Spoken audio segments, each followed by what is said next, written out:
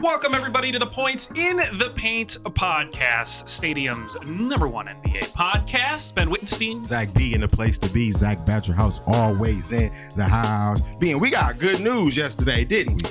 Did we? What was the good news that we got? Oh, Snaps, you gonna be to tell him? I was gonna have you tell him, but since you gonna be to tell him. Well, it's a work in progress, and I think what we should do is that let's just say there are big things that's going to be coming to the pod. Yes. We still got some stuff to work out, some things to look at, but there will be big and fun things coming to the podcast is all that we want to give out. I think right now we'll keep the people waiting. We'll make sure everything gets settled. We teased it a little bit. A little bit of a teaser. So we're excited, and we appreciate again everyone listening and responding and subscribing, whatever it is, and wherever you get the podcast, wherever you watch the podcast.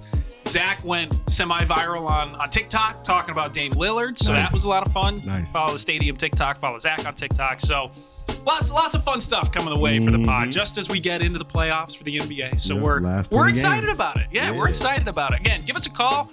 Follow us on Facebook. You can get in touch with us there. Tweet at us at PointsPaint. We got 773-273-9088 is the number to give us a call. Yes.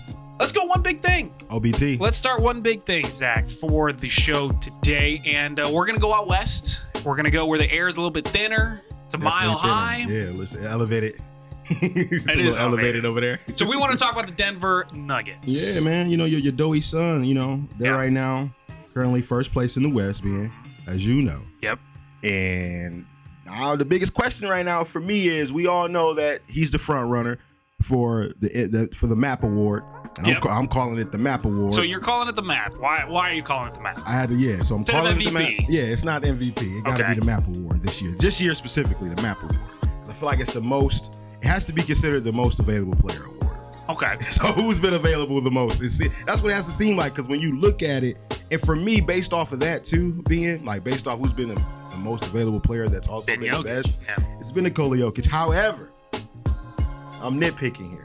Okay. And tell me how you tell me how you feel. Okay. I may be nitpicking. Yeah. Nikola Jokic missed 8 games this year. That's it? Only 8? Only 8. Now, Giannis, he's missed like 12 games and beat 13 games. Okay, that's fine. He could be Anthony Davis. He could be. We're not even gonna get there day to day. He's played 8 games this season. Exactly. But with Tatum, he's only missed 4 games. Oh wow, yeah. They got the best record in the NBA, not just the East, but the NBA. Yeah. So, based is he the leader for MAP? He should be leader for MAP in my humble opinion. Jason Tatum, the most available player award. Yeah. Not most valuable, because most valuable probably wouldn't give it to Nikola Jokic right now. Probably give it to Giannis. Where they won 16. They won 16 in a row, bro. Giannis them won 16 in a row. You would give Tatum. You would give the MVP to Tatum or Giannis before Jokic. Yes, absolutely. Really? Yes. You tell me how you feel. Tell me how you feel. Tell me how you feel. I think Jokic should win his 3rd MVP, and I think it's going to be hard to do because the NBA hates narratives. The NBA hates the narrative look.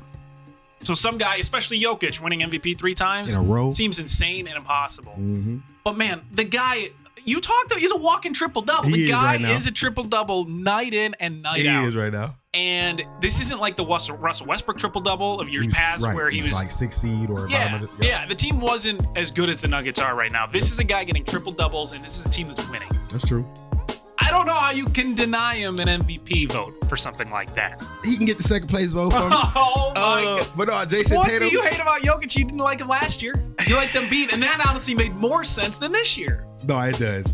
But Jason, like I said, Jason Tatum, he's averaged 30 this year. They have the best record in the NBA overall, best overall record. Yep. So they have a better record than the Nuggets right now currently. And Tatum's only missed 4 games, and he averages 30, right? And he's had moments. I think that's what's big. That's big too this season. Like, he's had moments. Have you seen a MVP moment from Nikola Jokic this season? You probably have seen maybe like 2 or 3. I can recall 2 or 3 moments. I know he has a buzzer beater shot to win a game. I think it was in January or December is when that took place. But remember, I told you 47 from Joel Embiid against Nikola Jokic. And Nikola Jokic did not play on the road against Giannis this season too. So, I got a little. You need to see how he plays against Giannis.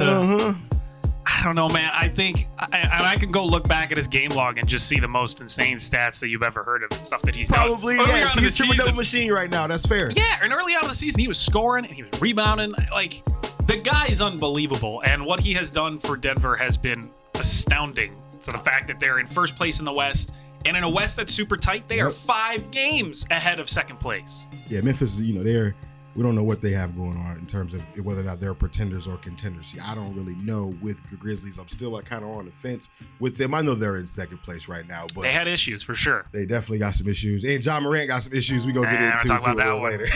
So listen, I think the question too is when we talk about this, and you brought it up, we have it here in the rundown, which is how important is home court for Denver? Exactly. How important is them for the playoffs? Which I think it's incredibly important, obviously, because Denver, mile high, we know how tough it can be for people to go in and play in there for things like that. And they are a really good home team as well. That's undeniable. Right now, they're 28-4 at home. They've lost four games at the crib at home this season. That's great, actually. It is home sweet home for the Denver Nuggets, and they're going to need home court advantage. And I think that's something that they're going to have to play for the entire playoffs. And I think that's very important because you look at how well they're doing at home, and then you look at the other teams below them. The Warriors, they're amazing at home. Awful on the road. Terrible on the road. Awful on the road. Grizzlies, awesome at home. Awful on the road. 12-18 on the road for the Memphis Grizzlies. There are a lot of teams in the West that are way below 500 on the road. Okay. And you play a team like the Nuggets at home, that's just another huge step for them to finally make an NBA Finals and win the NBA Finals.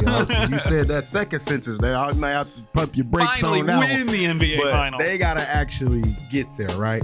Got to make the Finals, got to win the West. Yep. My biggest concern is right now is who we saw last night, right? Durant's debut. Yep. 23 points, 26 minutes, only missed like 5 shots, 2 or 4 from 3. Look as comfortable as ever. The headline was Durant debut, Phoenix Suns. We just forget about the fact that Devin Booker scored 37 in that same game too, and only like 33 minutes or something like that. So my question to you being, should Denver be a little worried? Yeah, I know it's the first game, Phoenix Suns. I know it was the Hornets, but you know, could they knock on the door? Phoenix Suns be knocking on the door? Oh, yeah, absolutely. And I think with the Nuggets, I don't think any team in the NBA is built to stop the Suns right now, which I think what makes them so dangerous because they can.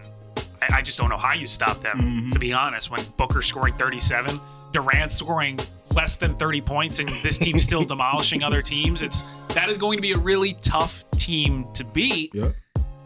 I don't know. I don't know what the Nuggets can do. Jokic is only one man. He can get triple doubles, but that team can struggle guarding people at times. They can go through cold streaks offensively. What's the Phoenix Suns record on the road?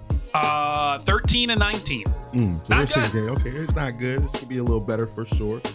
And they can struggle on the road. So if they run into each other now, KD, I don't know, man. Listen, your boy might go to the crib. I don't know. No, I think it's really important that the Nuggets are able to get home court advantage. Okay. I mean, you look at the list for most of these teams, it would be important for them to get home court advantage. The Grizzlies. Look at the current standings right now. The Kings are great both home and on the road. They're a good team. Over 500 each place. Yeah, it's great. Good for them, honestly. They like the beat wherever they are. Let's look at what's trending. And you said it. Milwaukee Bucks. 16 straight. That's insane. In today's NBA. 16 straight dubs. In today's NBA. And they got a tough one this Saturday, too, that we're going to talk about. I'm going to get into that. But, man, they've just played so well. They've been first place in terms of every statistical category since they've started this streak. They went the entire month of February without losing the game. That's crazy. Amazing. That's insane to me. And they've kind of, to me, been doing it under the radar in a way. I don't think people are really talking about the Bucks as much. It's been like bits and pieces of the streak that people have kind of noticed and kind of paid attention to. So when it was like 10, people were kind of on board. Then when they got to like 14, people have been on board. They've won 2 in a row since the 14-game win streak to make it 16. And they got a tough one this weekend, but we'll see what happens. I'm gonna just tease that for now. They got a tough one for sure. But well, you know the thing about the Bucks too that's insane to me. The 16 games in the NBA in a row is crazy. Yep. But they have done this with the injuries that they have dealt with too, which is crazy to me. You've had Giannis have in and out with injuries. Chris Middleton has been in and out with injuries. You have had multiple guys on that roster that have been in and out all season long. Joe Ingles. Bucks are just cruising. Yeah, Joe Ingles been in and out. He's missed a ton. Like, come on. What are you doing here? How are the Bucks this good? Interchangeable with a rotation like this, right? It's crazy. It's really a system. And credit to Coach Budenholzer. Oh my gosh. And I'll be the first one to yell at him as bad of a coach as he has been in the past. Yes. But man, he's created a system. He's created a whole machine, kind of like it's almost like a Nick Saban in Alabama thing, where it's just like whoever's out, that's fine. Next man up, and you just plug and go. Bobby Portis was out a few times during the course of the streak too. Yep. It's nuts. It really is nuts how good they are for the Bucks, and that's something that people don't talk about. They're not talking about a lot. No, so not. It's kind of crazy. crazy. Give them some love today on the podcast. Absolutely. What else is trending? LeBron's injury. Yep. Foot injury. Going to be out at least 2 weeks. Yep. 1-1 since he's been out. 1-1. And the team that they beat was the Thunder without Shai Gilgeous-Alexander. Which is fine, which is fair. Now, I'll give you that, right? I'll give you that. However, the Lakers didn't have Anthony Davis, and guess who had to lead the way? You won't believe who had to lead the way for that game last night. It's great. Number 17, Dennis Schroeder. I'm sorry, Alex. But Dennis Schroeder lead the way, 26 points to get the Lakers that victory. That's nuts against to the Thunder. Honestly, that's nuts to me that's like a thing that Dennis Schroeder. Because the thing is, how often is that going to happen? It's probably that's a once in a lifetime thing. Dennis Schroeder leading the Lakers to a win. They got lucky they played a Shai Gilgeous-Alexander-less Oklahoma City Thunder. Mm-hmm. They got lucky that they were just playing a team that I don't think they really know who they are at this point. Without Shai, they're definitely a sub-average team. Have an identity, yeah. So they beat a team that at this point, without AD, without LeBron, they were probably a little bit better than, to be honest. Mm-hmm. So I don't put too much weight on that victory. Ooh, to be quite honest. Showing no love for LA without AD and Brian. Yeah, but listen, the 17 Lakers lead the Lakers. it's gonna be tough, man, because they are right now not in the playing game. Nope, they're not. They're sitting outside. They're game back. Yep.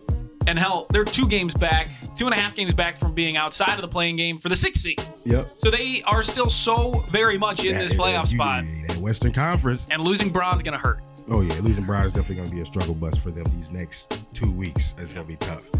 Can they do it? I think. Can they do it? Because AD's made of glass. That man, you poke him, man. He's out. It's just the struggle bus with him being that it's the day-to-day Davis situation. Like, so he bad. has to be committed. I blame LA. I blame him. Like, it's to the point where it's annoying for me to watch him. Anthony, what he'll you fall say? On the floor. Anthony Edwards, what you say? Yeah, well, he'll fall on the floor and he'll be like hurt immediately. He can't fall on the floor and not be hurt. Yeah. Anthony Edwards, he said it. Low management. They got to quit it. They got to stop it. It's ridiculous. Mm-hmm. It's ridiculous to me. Word on the streets. Yeah, what are people talking about the NBA these days? And this is a great word on the street. This is what this segment was made for. Okay. Because Ja Morant, Zach, he's beating people up. And not only beating people up, he's beating little teenagers. Teenagers, I heard he was 17. They play a basketball in the backyard. Bro, what is Ja doing? It's just in the back. Hey, when it's in the backyard, it be like that sometimes. You're punching a guy, bringing out a gun. Like, Ja, bro, what are you doing, man? Get a little physical out there sometimes. And the situation in the mall, too. Like, it's too many people. You got, basically, Ja Morant, his entourage may be a little too big. So he may have a little too many people with his entourage. 8 or 9 people. 9 people to come beat up a mall security guard. Yeah, like y'all might have to dial it back some. You know what I'm saying? Y'all looking for the security guard and this, that, the third. Like y'all might have to chill out wherever y'all at. Whether it's Memphis or wherever, y'all might have to dial it back a little bit. But the whole thing is his mom got into it with a mall security guard at Finish Line. Yeah. First of all, why is she at Finish Line? He's got a shoe deal. You can get shoes on demand from whoever you want. Okay. That's insane to me. Explain that. But then to have the mom be like, you know what I need to do? I need to call my NBA superstar son to come down here and take care of business for me. How? Where's the thinking there? Why come on, your son has so much riding on him not getting in trouble, and you're just gonna bring him right into trouble. Come on. But Morant's agent said, you know what I'm saying, it's just some gossip. Man. It's gossip. It's literally word on the street. Exactly. That's why it's word on the street. Because, you know what I'm saying, the Tanner guy, Jim Tanner, that's the agent for Ja Morant. He said, these allegations are just rumors, unsubstantial rumors. You know what I'm saying? They just smoke and mirrors. It ain't true. But if there's cameras and videos out there, what you gonna say then? And then the one-on-one situation, though, I'm pretty sure, Ben, you've been a part of some physical one-on-ones where it got a little rough. They throwing the ball hard at each other, you know what I'm saying? Never with an NBA player, though. Well, no, I've never seen an NBA player do that. Never been in a confrontation with an NBA player on a basketball court like that. Weekend Warriors. Let's see some things we're looking forward to heading into the weekend. Yeah. We record this on a lovely Thursday afternoon. What are you looking forward to? A couple teams, players, whatever you're looking for heading into the weekend. Yeah. So for me, being Nuggets and the Grizzlies, man, them top 2 teams in the West, ain't it? Yeah. They play Friday. Yep. They sure play Friday, boy. I'm trying to see I think this is the true test for Memphis, more so than Denver. Because I think Memphis needs to show the NBA world that they are for real. You know what I'm saying? So to go out there this weekend and possibly beat a team like Denver Nuggets who sit at the top of the West. Right. And they're right there. Memphis Grizzlies knocking on the door. Maybe can potentially catch them and have the number 1 seed. Maybe. Because remember we talked about how they're only 5 games back. Yeah, Denver kind of needs to keep home court advantage. And like they have a 5-game cushion. Yeah. So that's pretty good. But I want to see if Memphis Grizzlies led by Ja Morant can go out there and get it done. If he's going to be available. Hopefully, you know what I'm saying, NBA don't suspend him or nothing crazy like that for these stories coming out. That's just crazy stuff surrounding Ja. I'm going to take that for Weekend Warriors, and I'm going to talk about the Western Conference. In general, but the bottom half. Yeah, the bottom half. Because you look at the standings in the Western Conference right now, and like we talked about, from the 4th spot to the 12th spot, 4.5 games separate. Separation. So 8 tight. teams. Super close. 4.5 games separate 8 teams for the playoffs, which is unbelievable. So every single game matters in the Western Conference matters, especially for those 8 teams, because you can have a team like the Lakers, as we talked about, move up to the 6th seed in a matter of 3 games. No, literally. The Warriors, bro, was real life. Like the 7th or the 8th seed, they are currently 5th. Like nuts. Literally currently 5th in the West. And they were literally just in the play-in. So literally anything can happen, like you said, in the West with how tight it is at the bottom from 4 all the way down to 12. Yeah, it's kind of ridiculous, which makes it a lot of fun. There's going to be a lot of drama because there's a lot of teams, you know. You've got teams like the Jazz and the Pelicans who were fighting early on in the season, and they were really good. People loved them. They were winning games. They had injury situations. The Jazz, I think they realized, maybe we should try tanking, but they're too in it. They're kind of too good. They're too deep in. They're too deep into it. They can't tank anymore. Pelicans lost Zion. They've had Brandon Ingram be injured, so they're stuck at the 9 and 10 spot. Yep. It's too late for them to tank, so they're just kind of in it. They're on the ride. For them. Yeah, they got to do whatever they got to do. The Jazz and the Pelicans, they kind of got to fight it out and see if they really want to be a part of that play-in scenario. Lakers, no Bron for 2 weeks. Yeah, they're in trouble. Day-to-day Davis. They might be in trouble. They might be in trouble, man. It's really sad because they made all them good moves. They made real good moves, right? I thought so. Really good moves. Vanderbilt. D'Angelo Russell. Vanderbilt was like probably the steal of the trade deadline of all acquisitions. So I really hope that D'Angelo Russell can find his way back to the lineup. Day to day, just play, bro. Please. Like Anthony Edwards said, y'all need to play. So y'all need to play. You do. He's not wrong. You don't want to have a 22-year-old yelling at you like that. Let me ask you a question real quick. Okay. Mavericks, do they come out of the play-in? I don't know. I'm starting to worry about the Mavericks, and they have a game tonight as of this recording. But man, they don't look good. Yeah. Defensively, they are a mess. They're a mess defensively. They don't know who's taking the last shot. Yep. And when they do, they miss. They do. I don't know. I like this Mavericks team before Kyrie. Tough. And I thought they had their issues, but they could have fixed those issues a little bit better. Right. But now you bring on Kyrie, who's great offensively. Defensively, he's not helping you out. You have Luka, you have him, you have Tim Hardaway, who's basically a sliding door. They probably play 3-on-5 on defensive end. Yes. They probably. And as good as they have offensive players, that's not going to win you games in the long run. Mm-hmm. So right now they sit in 7th. They are 2 games in front of the Lakers at the 11th spot. Yes. There's no way the Mavs get out of the play-in. Okay. I don't think so. So you know what's funny, right? They're going to be a play-in team. So the Clippers, right? Ever since they got rushed, they lost 3 games in a row. Yeah. How do you assess that? Yeah. What do you expect? What do you expect when you get Russell Westbrook? You're going to expect to lose. I've just been seeing so many people just talk so much crap about Westbrook since he's been over there because they've lost 3 games in a row. And I think he had 7 turnovers the first game that he played and they lost. I hate it. It had to be him. Like, that's basically what I'm saying, is that I hate it had to be him. It stinks because he's clearly like a good dude off the court. He's a likable guy. On the court, he's a net, probably a net negative. At the most, he's a net neutral. He's not going to help. People all the time say he doesn't play winning basketball. No, he doesn't. And when I watch it, it's like, man, those aren't winning plays. No, they aren't winning plays. They're stupid shots. Timely turnovers, like you said, bad, stupid shots.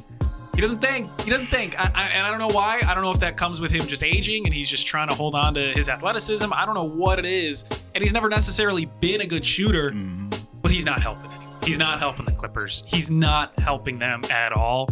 And he sat out most of the game against the Nuggets because he stinks. He's not helping the team. So I don't know what the Clippers do because you have Kawhi now, who's been playing 35 plus minutes for like 5 straight games. Been turning it around. Yep. But you're wasting that. Kawhi is on the clock here. You know, he's only got a specific amount of games left in him for his career. And you're using him to lose 4 in a row, 3 in a row, whatever it is for the Clippers. It's not good. Yeah. It's not a good look for him. Let's go and open it up to the floor to our listeners on the hotline. We got some people again, 773-273-9088. Give us a call. You can message us on Facebook, Instagram, Twitter, @PointsPaint. All that. All right, Mike Lee says, please tell me why Greg Popovich gets a coaching pass losing 16 consecutive games. Because he won what? How many 50-plus win seasons been? He won, like 15? One of the greatest basketball coaches of all time. His coaching tree is all in the NBA. Yeah, I don't understand. Budenholzer, like you name it. They probably was underneath Greg Popovich's staff at some point, some time period. Yes. For sure. Like Popovich gets a pass for the rest of his life. Yes. I don't understand. He's Free won food. 5 championships. He could do whatever he wanted. Yeah. Like San Antonio Spurs could never fire him. Would never fire him. And the thing is, practically own the team. Yeah, he could. He really could, because the team's trying to tank this year too. Yes.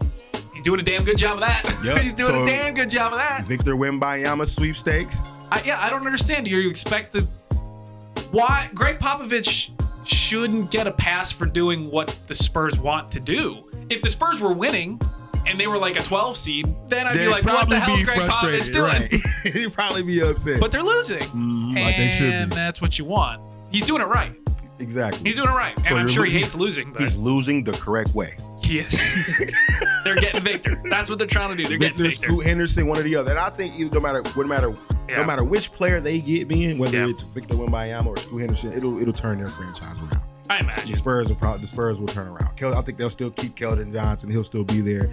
Get another piece over there for him, and just kind of see where you're at moving forward. But I think, it's pretty obvious that they're tanking, Mike. They're tanking. They're doing it right. They're doing the right thing. Now, listen, when you get 50-plus wins for 10-plus seasons, Greg Popovich, do what you want. You can do whatever you want to do. You want to lose 20 games straight? Yeah. Lose 20 games straight, Pops. We good with it. That's fine. He can do what he wants. So we do appreciate Mike for reaching out to us and proposing that question about Greg Popovich. But, they got to tank. They got to do what they got to do. They do. This is going to conclude this edition of Points in the Paint podcast presented by Stadium. I'm your man, Zach Bowserhouse. That was my man, Ben Wittenstein. You can follow us both on our social handles, respectively, of course. @PointsPaint is where you find everything, Twitter, Facebook, Instagram, and even TikTok. Who got Zach for TikTok to see our lovely faces? Stadium's TikTok to see our lovely faces as well. And you will hear from us next week.